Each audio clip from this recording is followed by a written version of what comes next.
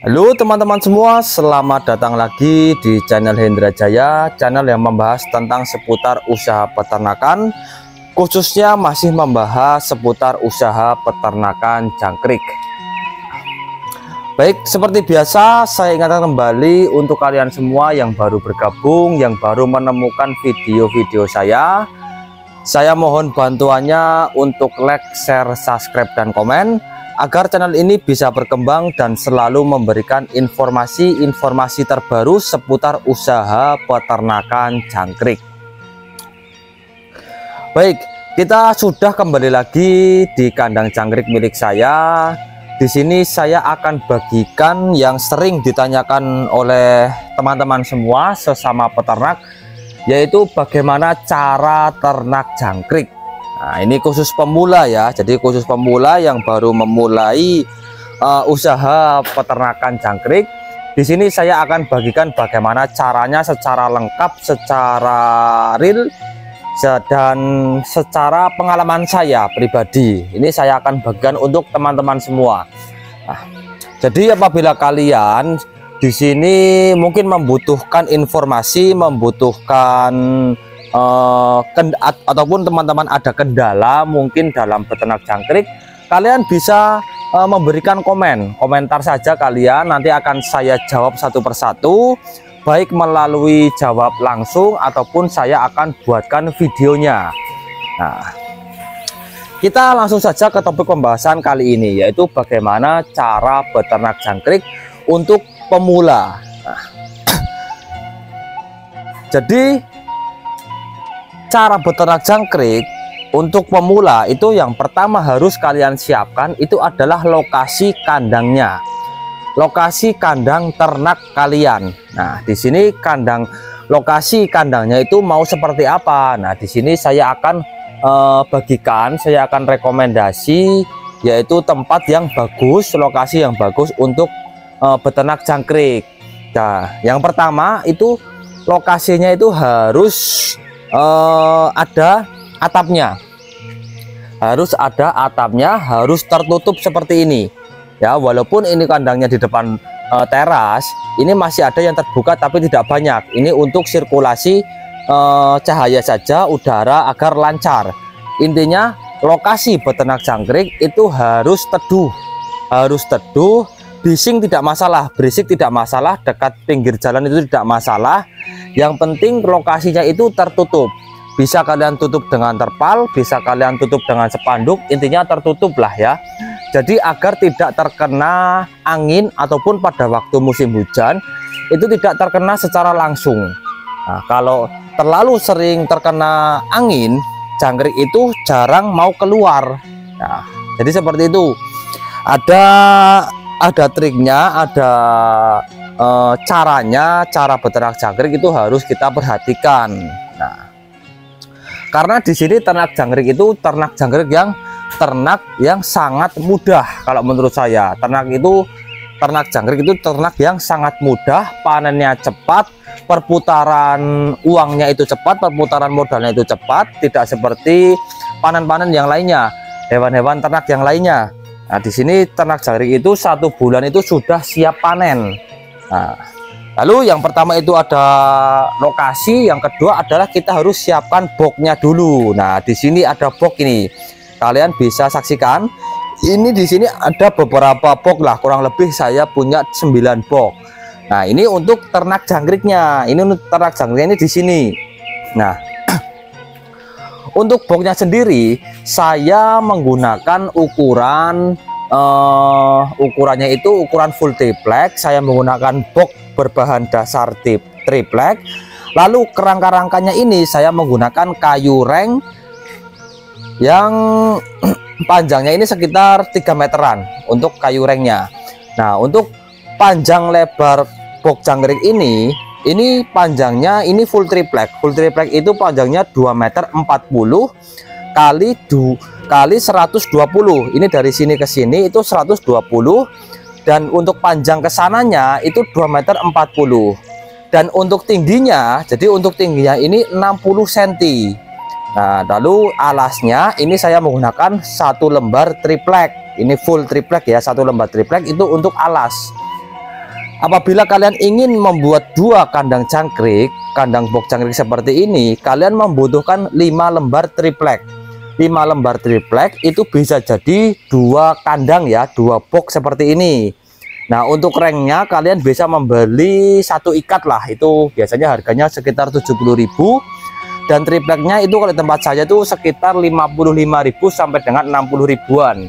Nah, itu untuk boxnya kita harus siapkan ya, jadi harus siapkan boxnya.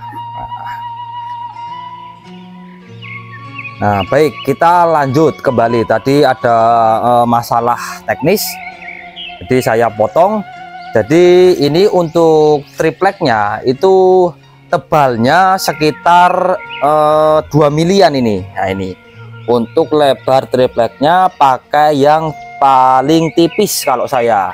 Nah, itu jadi persiapannya untuk ternak jangkrik itu adalah lokasi kandang, lalu kandangnya ini boxnya kalau sudah jadi kotak seperti ini kalian bisa melapisinya dengan semen. Nah, ini semen ini yang warnanya abu-abu ini semen, jadi kita lapisi semen cair, agak cair itu kita lapisi seperti kita mengecat, diratakan menyeluruh. Tetapi sebelum disemen kalian harus memberikan lakban dulu, solasi. Nah, ini solasi yang warna coklat ini adalah solasi. Nah, fungsinya apa dari masing-masing item ini? Untuk solasinya ini itu agar jangkrik itu tidak keluar dari boxnya, karena solasi ini kan licin. Untuk jangkrik jalan itu tidak bisa, jadi dia tidak bisa kabur dari box tersebut. Nah, lalu untuk semennya ini itu agar jangkrik itu tidak memakan tripleknya. Jadi kandang box ini awet, dipakai sampai bertahun-tahun ini masih awet, tidak lubang, tidak digergiti oleh jangkrik seperti itu. Nah, setelah lokasi kandang kalian sudah siapkan, kalian juga siapkan bibitnya. Nah, kalau untuk peternak pemula saya sarankan kalian itu untuk bibitnya kalian jangan menelurkan sendiri dahulu. Nah, jadi kalau saran saya untuk peternak jangkrik yang masih pemula, untuk bibitnya kalian bisa membeli ke peternak-peternak yang sudah senior. Nah, jadi kalian beli telur, kalian sekalian belajar, kalian bisa bertanya-tanya ke penjual telurnya tersebut, bagaimana cara penetasannya, bagaimana cara perawatan jangkrik, pakan apa yang bagus untuk jangkrik. Nanti kalian bisa sharing. Nanti untuk ke peternak yang pemula itu kalian wajib datang ke penjual telurnya langsung, jadi agar kalian bisa sekalian belajar di situ. Nah, agar kalian lebih mudah dalam proses pembelajaran bagaimana cara penetasan telurnya. Dan untuk kalian mungkin yang sudah menonton video saya sebelumnya, di channel saya pun sudah saya buatkan bagaimana cara penetasan telur, cara pemaraman telur, itu sudah saya buatkan secara lengkap, secara detail. Kalian bisa menontonnya. Nah, jadi seperti itu. Setelah telurnya kalian sudah siapkan, kalian tinggal siapkan medianya. Nah, untuk media peternak jangkrik itu bermacam-macam. Nah, maaf, tadi boxnya juga bermacam-macam. Ini saya ulang ke boxnya dulu. Nah, untuk box jangkrik pun ini macam-macam. Ada yang menggunakan triplek seperti ini, ada yang menggunakan plastik UV, ada juga yang menggunakan pakai cor beton seperti kolam ikan itu, seperti itu juga ada. Kalian tinggal sesuaikan dengan budget kalian saja. Yang lebih ekonomis, yang lebih mudah itu yang mana? Kalian tinggal tentukan saja. Nah, kalau untuk medianya, di sini kita kembali ke medianya. Media peternak jangkrik itu ada bermacam-macam juga. Kalian tinggal pilih yang mana yang mudah di tempat kalian. Yang mudah, yang bisa didapat itu dengan cepat, itu kalian yang pilih. Nah, jadi untuk media peternak jangkrik itu ada bermacam-macam. Kalau saya menggunakan klaras atau daun pisang kering, karena di tempat saya ini mudah didapatkan dan di sini itu sangat melimpah. Ini tidak ada yang menggunakannya. Daripada terbuang, saya manfaatkan untuk beternak jangkrik. Nah, dan kelaras ini itu tidak terbuang ya. Jadi kalau sudah dipanen, sudah dibongkar, ini kelarasnya dipakai untuk packing. Jadi bisa dimanfaatkan, karena kalau tray itu dengan menggunakan tray itu juga bisa, itu juga bagus. Tetapi di tempat saya itu hitungannya mahal. Jadi per ikatnya itu harganya 65.000, isinya 50 apa 100, kurang paham saya. Tetapi itu tidak masuk karena di sini lebih banyak daun pisang kering.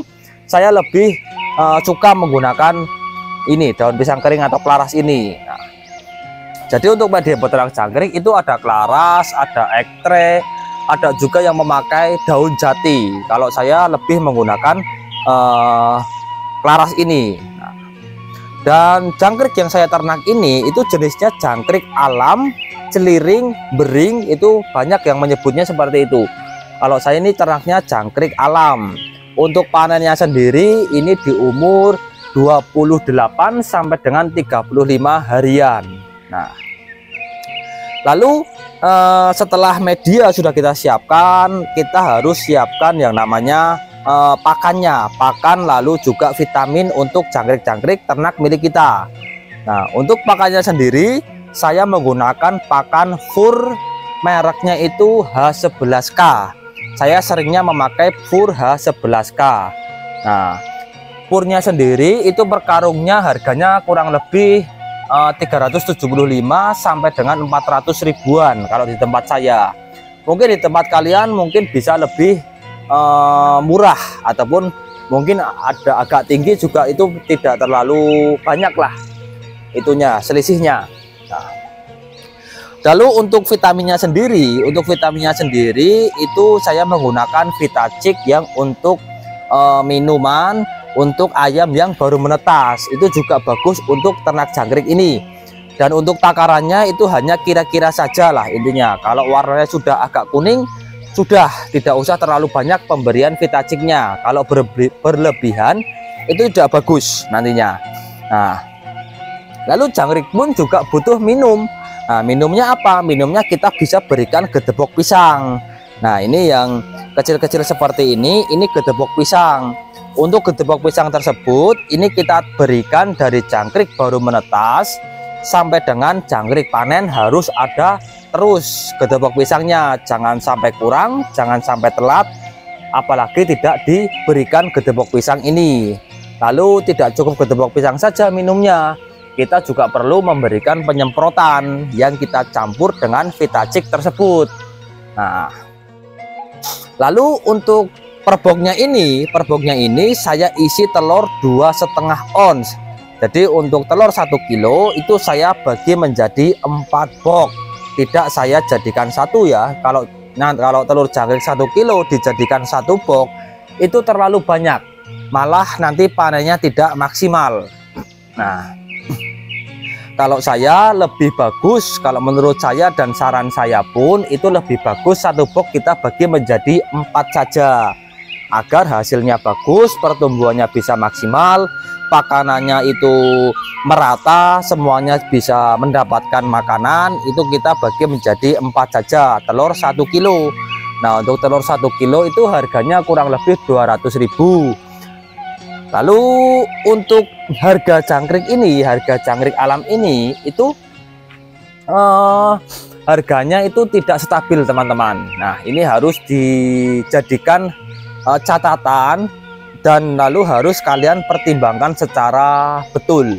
Untuk harga jangkrik sendiri ini tidak stabil, kadang naik kadang turun ya. Itu adalah ya sebuah usaha ini seperti itu, sama saja, ada naiknya ada turunnya.